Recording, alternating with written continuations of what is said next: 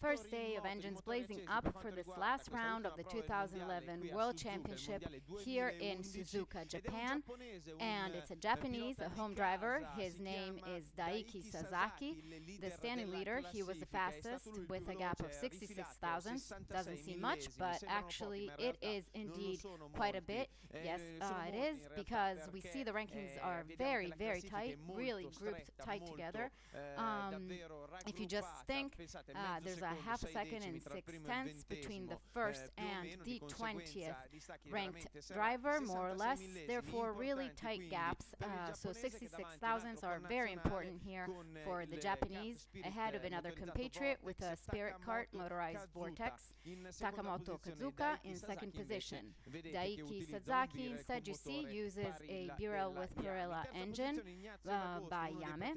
In third position, Ignazio D'Agosto, one of the contenders to the title, even if a little farther back compared to the ranking leader.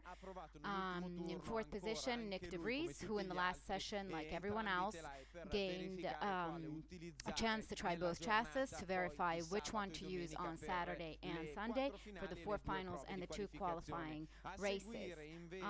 Placed after him is another Japanese driver, Ishii, with Birel Pacific, and again Carol Baz, who had a small problem in the last session of official free practices. In fact, his engine broke, but he was doing really great up to that incident. Some problems also for Alexander Alban, who had some really troubled practices. This morning he got on track.